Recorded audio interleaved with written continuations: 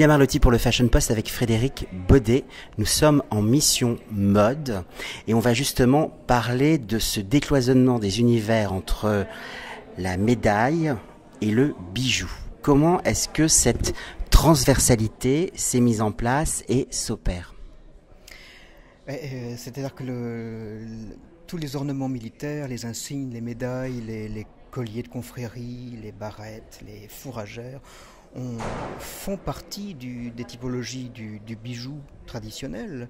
Le bijou a une fonction précise dans le domaine militaire, mais quand on sort du domaine militaire, eh bien, on retrouve encore ces typologies, et beaucoup dans la création contemporaine, et c'est ce qu'on a voulu marquer dans cette sélection, dans l'exposition Mission Mode, de plasticiens qui sont des bijoutiers, mais qui ne travaillent pas d'une manière traditionnelle, et qui sont vraiment qui veulent inscrire le bijou sur la scène de l'art contemporain, et puis qui jouent avec cette histoire du bijou. C'est une manière aussi de faire twister les codes, parce que dans le bijou, il y a la question de la parure, il y a la question du statut. Chaque métaux renvoie justement à quelque chose d'alchimique, de magique. Oui, mais il y a du symbole, il y a de l'histoire. Il faut dire que le bijou, dans son histoire, est avant tout porté par les hommes, avant d'être porté par les femmes. Les bijoux étaient portés par les hommes, c'était le tribut de guerre qu'ils endossaient pour montrer qu'ils avaient vaincu. Donc c'est très lié à l'univers militaire, le bijou. Et c'est ça que veulent faire ressurgir les créateurs contemporains.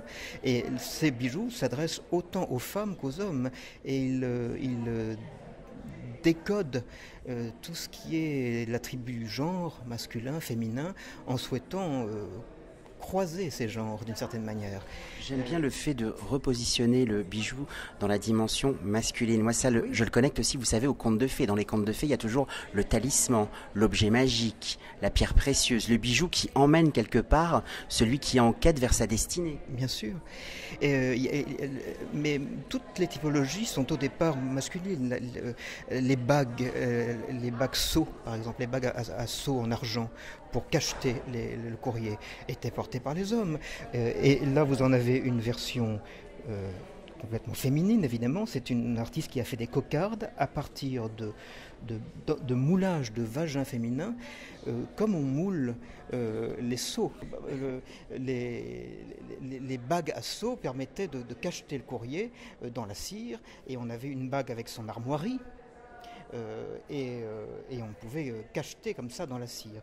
Et là, cette jeune artiste a fait des sceaux en argent qui sont des moulages de vagin féminin, et qui sont plantés dans de la cire à cacheter, la cire est aussi un moulage de vagin féminin, et disposé dans cette cocarde comme s'il s'agissait d'un cycle menstruel. Donc vous voyez l'irrespect et le côté très, très décalé de ce bijou, qui est un hommage à Suzy Solidor, qui est une grande muse d'artistes pendant la Deuxième Guerre mondiale, pendant la période des années 30-40, qui a aussi été une grande résistante. Et c'est un hommage à cette femme qui était à la fois une femme très libre, puisqu'elle avait des amours très libres avec les femmes comme avec les hommes, et elle a été résistante. Donc Carole Deltenre, cette jeune artiste de Strasbourg, a créé un hommage avec ses 3 cocardes à Suzy Solidor pour sa liberté de vivre. Ce qui est intéressant dans cette idée du vagin, de la vulve, c'est la fente qu'on renvoie au pantalon, puisque les femmes, dans le côté classique des choses, portent la robe. Et ça fait écho justement au statut militaire. Solidor portait la culotte. Alors comment est-ce que vous avez fait votre casting dans cette sélection d'artistes ? Eh bien, ce sont des artistes que je connais depuis déjà un certain nombre d'années, parce que je me suis occupé d'une collection de bijoux contemporains au Musée des Arts Décoratifs à Paris, qui représente vraiment le bijou dans ses aspects les plus étonnants, les plus extravagants et les plus expérimentaux. Et il y a en France un foyer et une scène du bijou contemporain qui est discrète, qui est sans doute plus discrète que dans d'autres pays voisins, notamment aux Pays-Bas, en Allemagne, en Grande-Bretagne, où il y a beaucoup de collectionneurs, beaucoup de galeries dans ce domaine-là. Mais il y a quand même une scène en France.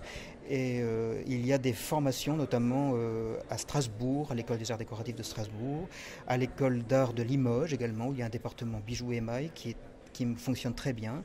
Et j'ai donc invité les deux artistes qui sont enseignantes.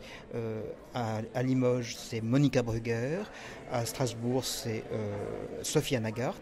Et puis des étudiants de ces deux écoles, ou des anciens étudiants, parce qu'ils sont déjà sortis de l'école depuis quelques années. Mais voilà, donc ce sont de jeunes artistes. Puis il y a également un Français qui n'est peut-être pas très connu en France, mais qui est très connu en Australie, où il vit depuis 25 ans, et qui est aussi très reconnu aux États-Unis, où il est présent dans de nombreuses collections de bijoux. Et le bijou contemporain est très développé aux États-Unis et est très apprécié. Il s'agit de Pierre Cavallon, dont un ensemble de pièces a été réuni ici. Et je suis très heureux de les avoir, parce que comme il est installé en Australie, c'est pas toujours facile d'aller chercher ces pièces quand on en a besoin. Et Marseille est un phare qui fait rayonner les régions françaises et aussi les créateurs français placés à l'international. C'était William Arlotti pour le Fashion Post. J'invite les téléspectateurs et les téléspectatrices du Fashion Post à venir découvrir cette mission mode, de partir en mission à Marseille. J'étais ravi de vous rencontrer et je vous dis à bientôt pour de prochaines aventures créatives. Merci beaucoup. À bientôt.